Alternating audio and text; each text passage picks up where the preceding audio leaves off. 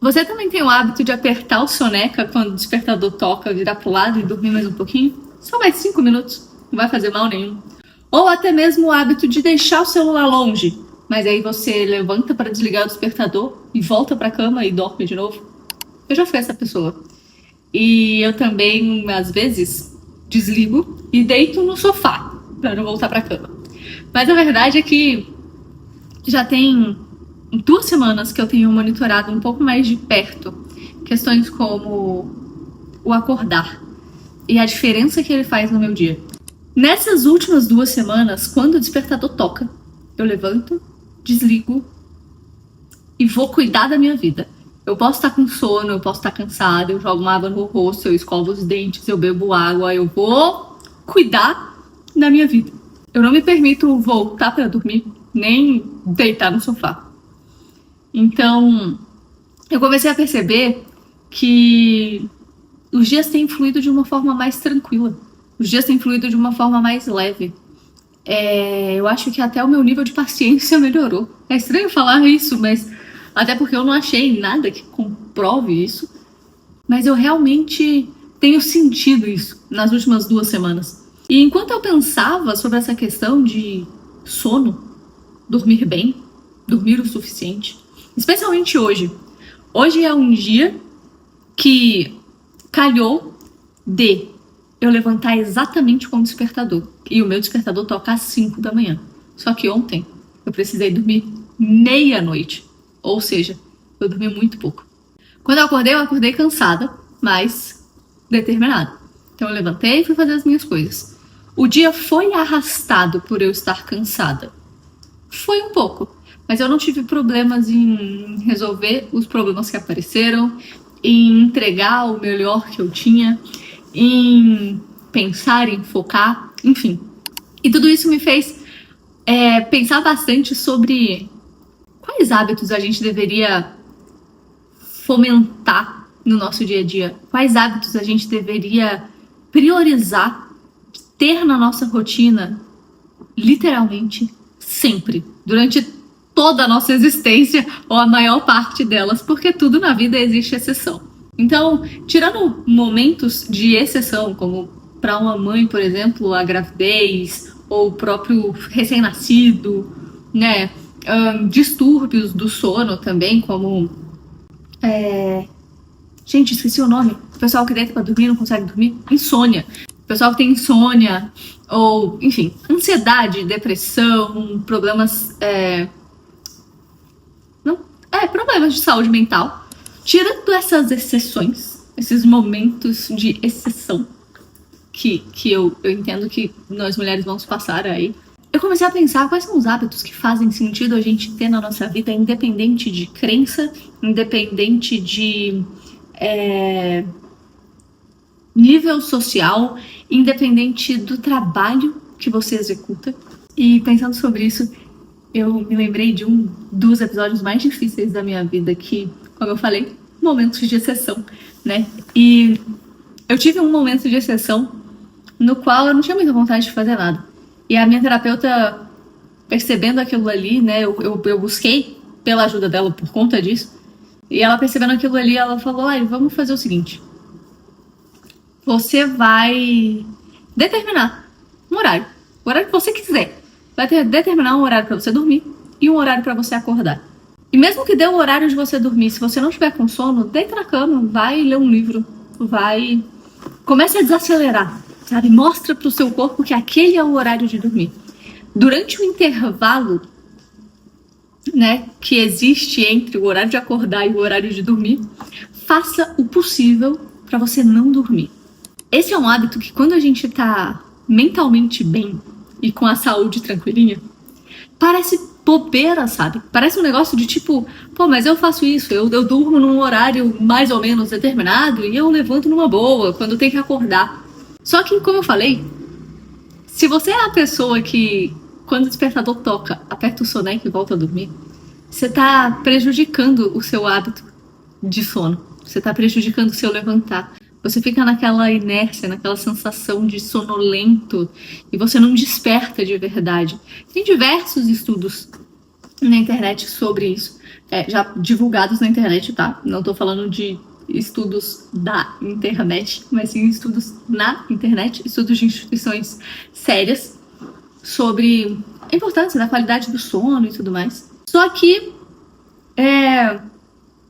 eu realmente acredito que diante de rotinas variadas, né, se você consegue estabelecer um horário para dormir, um horário para acordar, se compromete a segui-lo na maior parte dos seus dias, esse com certeza é o primeiro hábito que vai te fazer perceber mudança no seu dia a dia, mudança na sua energia, mudança na produtividade, mudança no foco. O segundo hábito, aliás, antes de ir pro segundo hábito, eu tenho um adendo aqui. Repara que eu falei o horário de dormir e o horário de acordar. Eu não falei, você tem que acordar às 5 horas da manhã. Essa é a minha realidade. Isso é condizente com o meu nível de energia, com o que eu gosto de fazer nos horários que eu tenho disponíveis. Isso não necessariamente se aplica à sua realidade. Preciso deixar isso bem claro, eu acho. Enfim, voltando pro segundo hábito. Esse segundo hábito também é negligenciado, mas por sorte, ou por modinha, a internet trouxe essa evidência de que você precisa de água. Porque nós, que somos seres humanos, temos mais de 70% do nosso corpo movido à água, né? Mais de 70% do nosso corpo é água. Então, cara, a gente precisa de água. Quando a gente tá com sede, a gente tem dificuldade de se concentrar, a gente tem dificuldade de focar, a gente tem dificuldade de formular sentenças, a gente tem infinitas dificuldades. E muitas vezes o nosso cérebro e as conexões que o nosso corpo faz gera em nós uma sensação de que estamos com fome, quando na verdade o que a gente está mesmo é com sede. Então, de modo geral, vamos padronizar ali pelo menos 2 litros de água por dia. Você já reparou que quando você toma os 2 litros de água, seu dia é muito mais tranquilo? Você efetivamente consegue focar, você performa melhor lendo um livro, você tem um raciocínio mais rápido. Talvez seja só coincidência, mas é o que eu tenho percebido por aqui. Terceiro hábito. O terceiro hábito essencial é o da atividade física.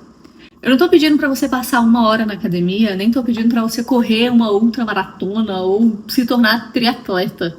Não. O que eu tô falando é, faça um exercício físico por você, pela sua saúde, pelos seus órgãos, pelo seu organismo, pelo seu corpo. O exercício físico, ele é muito bom. Ele libera diversos componentes químicos que trazem saúde mesmo para o nosso corpo, que nos ajudam a equilibrar emoções, que nos fazem vencer limitações.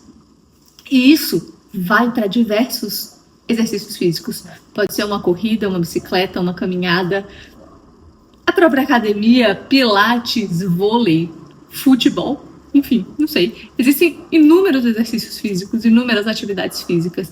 E ter uma regularidade na atividade física faz total diferença no nosso dia a dia. E eu não tô falando só da estética, tá?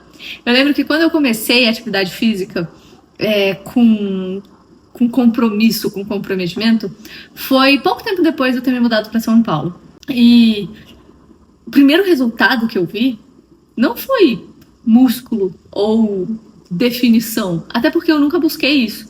O que eu busco na academia ainda hoje é uma rotina saudável. O que eu busco na academia é literalmente puxar peso, porque isso vai melhorar o condicionamento físico dos meus músculos, sabe? O que eu mais gostei mesmo quando eu comecei a ir pra academia todos os dias foi o fato de que eu passei a sentir fome. Sempre tive facilidade para emagrecer, eu sempre fui uma pessoa muito, muito magra.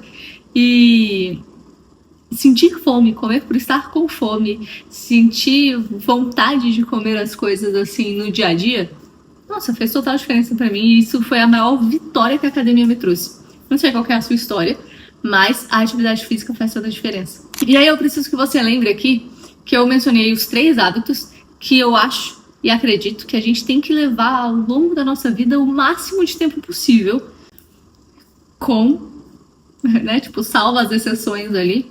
Mas a gente precisa lutar por esses hábitos, sabe? Para manter eles na nossa rotina, para manter eles no nosso dia a dia, Porque esses hábitos são hábitos que nos fazem muito bem. De novo, não depende da profissão que a gente tem, da crença que a gente tem, da fé que a gente tem, do jeito que a gente olha o mundo. São literalmente hábitos que valem para todo ser humano. E aí talvez você me pergunte, mas Lari, por que você não falou de estudar? Porque o estudo, eu entendo ele como um hábito muito essencial, ele também é fundamental, eu até diria que ele é um desses hábitos universais. Só que muitas vezes, quando você tá naquele fundo do poço, que é o mais fundo que você já atingiu até agora, dificilmente você tem vontade de estudar, porque você não tem vontade de fazer absolutamente nada. Então, quando você vai percebendo essas alterações, é importante voltar para o básico. E o básico mesmo, eu considero esses 3 hábitos. A leitura seria um básico 2, o estudo seria um intermediário. Consegue entender? Esses são os pensamentos que têm passado na minha mente nos últimos tempos. E eu decidi compartilhar aqui com você, porque se você estiver passando por um momento complicado, tenta voltar para o básico e lembra de procurar ajuda. Não a minha ajuda, ou a ajuda de um amigo, ou de um familiar, mas tenta buscar ajuda profissional. Porque com certeza, uma pessoa capacitada vai conseguir te ajudar melhor do que qualquer outra pessoa. Por último, mas não menos importante, me conta aí.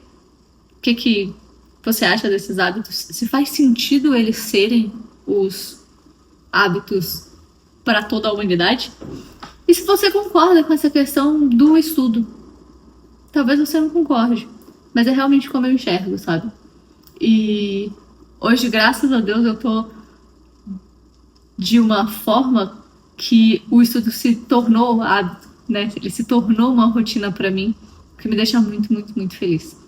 Inclusive, eu vou aproveitar aqui o final desse vídeo para agradecer você que assistiu o último vídeo, né? O vídeo postado antes desse daqui, que foi um vídeo onde eu fiz um unboxing da Biblioteca Católica, minha Biblioteca Católica, e eu comentei sobre tudo que aconteceu ali, né? De decidir assinar e tal, como que chegou o box. A minha empolgação e a minha alegria tá muito nítida ali no vídeo. Mas eu lembro que naquele vídeo eu pedi para que, se você tivesse interesse em ver resenhas dos livros, que você desse o joinha. E boa parte das pessoas que assistiu ao vídeo deram joinha. Apesar de que a maioria das pessoas que assistiram ao vídeo não são inscritas aqui no canal. Mas tudo bem, eu entendi o recado. E assim que eu terminar de ler esses livros, eu vou começar a trazê-los aqui no canal. E eu vou criar uma playlist chamada Minha Biblioteca Católica para facilitar para você que está aí assistindo. Um super beijo pra você, eu espero que sua semana seja maravilhosa e que aos poucos a gente consiga implementar os hábitos e não negligenciar, por mais básicos que eles sejam, eles fazem toda a diferença.